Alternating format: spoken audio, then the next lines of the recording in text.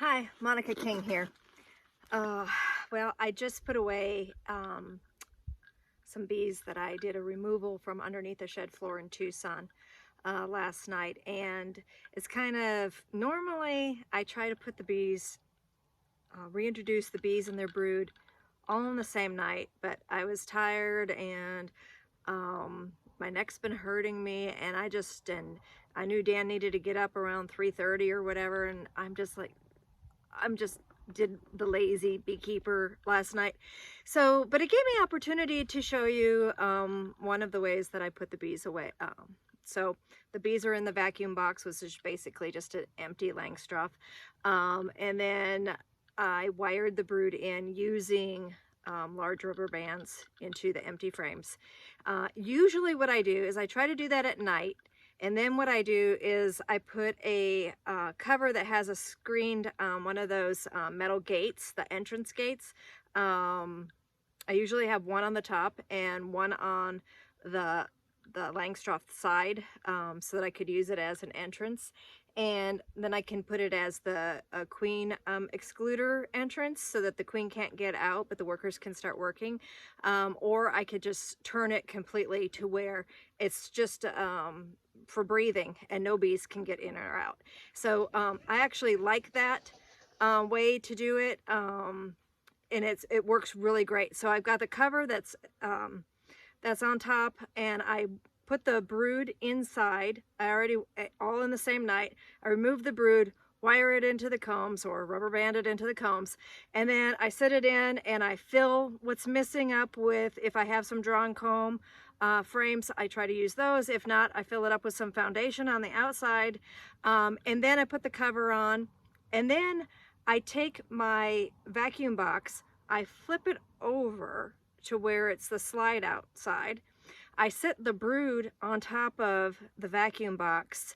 I ratchet strap it all together, making sure it can't move, because remember, I'm still in Tucson or wherever doing the bee removal, and I don't want the bees getting loose after getting them all corralled inside the box. So I get it so where it's nice and tight. Then I pull out the slide that's on the bottom of my vacuum box so that the bees will go up, and the bees will go up right into and be reintroduced with their brood all in the same night. Well, last night I didn't do that. What I did do is I put the brood inside of a towel to keep them warm, and then put them on top of the, when I got home, they were in the front of the cab with me. And then when I got home, I put all the bees and the brood together and covered it, making sure that I didn't asphyxiate the bees, but just kind of to keep the brood warm so that the brood wouldn't die. And then I unpacked it all this morning, and that's what you're going to see on this video. Thanks for watching. Hi, Monica King here, putting away bees that I got from underneath a shed floor last night in Tucson.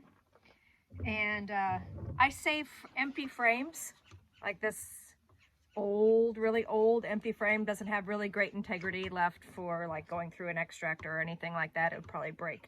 So I save these, and this is what I use actually for rubber banding my comb into.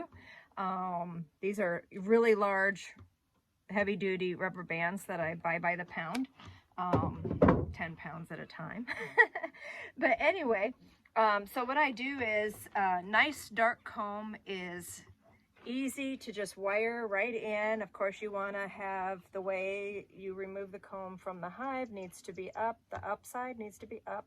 You need to orient the comb in the correct direction. So I tend to try to save some beautiful pieces that have pollen in them, because they definitely need some pollen and honey for recuperation. We'll also be feeding them when I unpack them.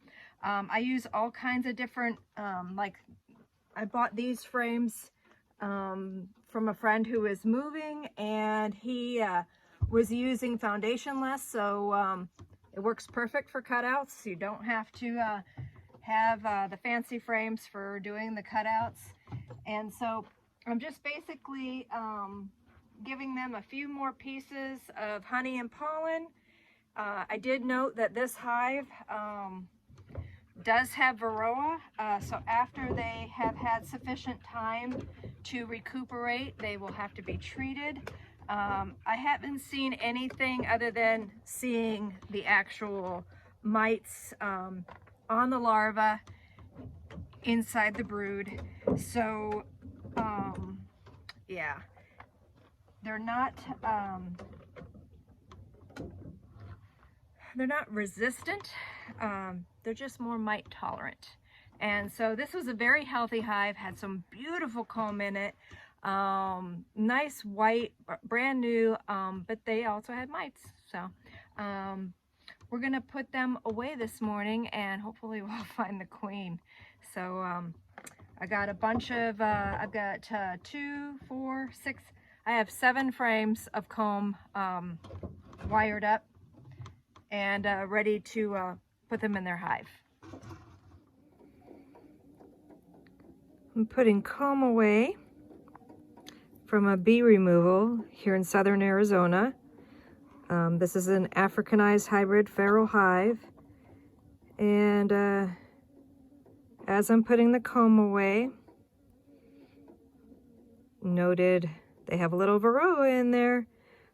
So yeah, feral hive. I think we're in the middle part of October. This hive came out from underneath a shed floor, and there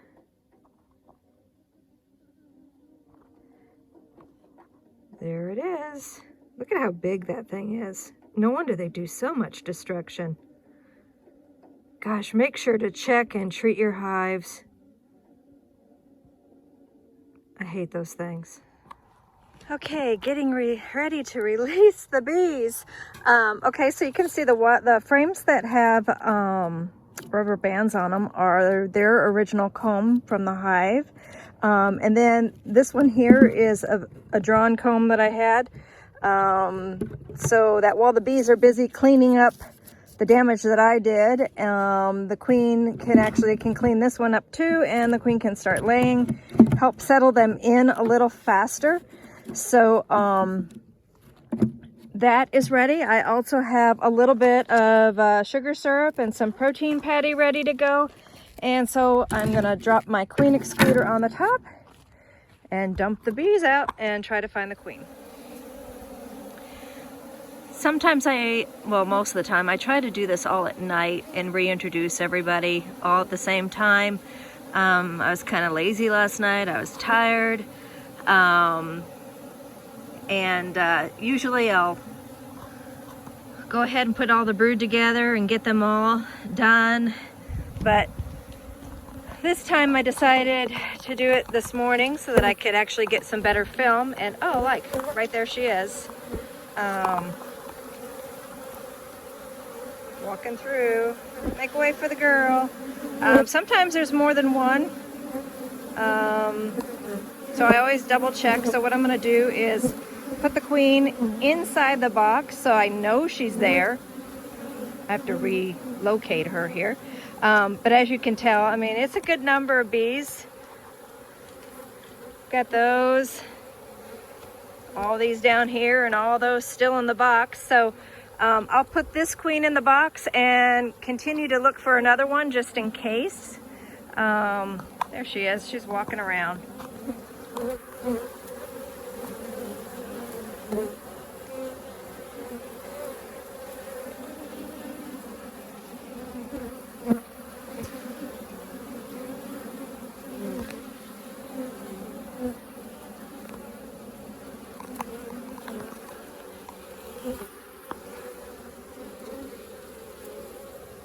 They got her covered again, huh?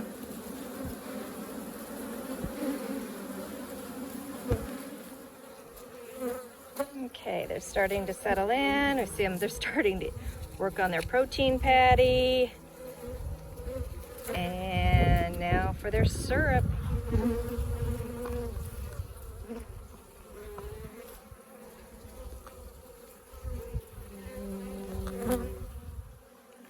Okay, there's still a few bees left in the box. Actually, I'm going to move the box over here. There's a few bees on the ground that fell out. This box was pretty full.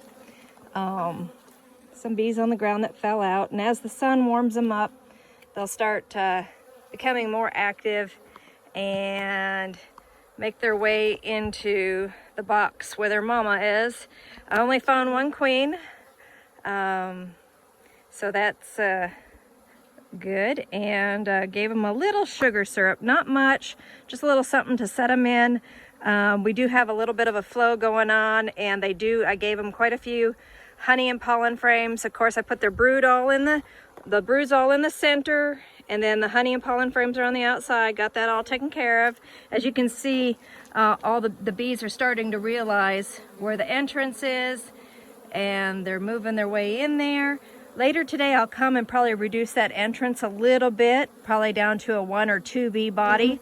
It is October 20th, 21st, and the scent of their fresh comb being broken and the syrup and stuff may trigger a little robbing. So I just definitely want to, once they're all in their box, I'll be back in a couple hours, and we'll fix it a little bit more, just to make sure that they'll be okay. So again, they got their protein patties, queen's safe inside. Looks like it, hopefully, we'll say a prayer for them. Hope they stay. That's another reason I come back and check in a little bit, because some of these feral hives just don't want to stay where you put them. No matter how tempting you make the new house, they just have a mind of their own, and they might take off and go hang in a tree nearby here while they're deciding where they want to live. And then I just get them and put them back in the box, and then I'll actually put them in a box that has more of an excluder so that the queen can't get out, and I might even cage her. I mean, I have multiple ways of how I put bees into the Langstroth hives after a cutout, and this is just one of them. So I thought you guys might enjoy seeing the bees, and just seeing that how the beekeepers will save the bees from doing a bee removal. Well, that bee doesn't look like she belongs here, so that's what I'm talking about by robbing. She came sniffing her way around here, and these bees are taking her away. They're like, nope. So yeah,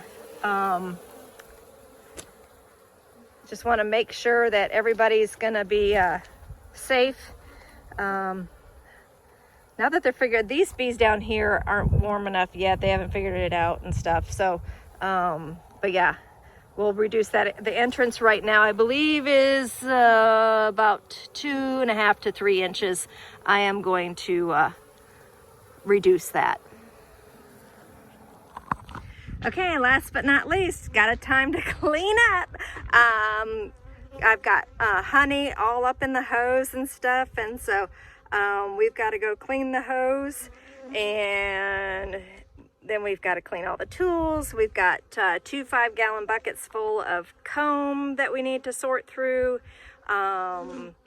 Just all kinds of stuff yet to do. So I'll catch you later.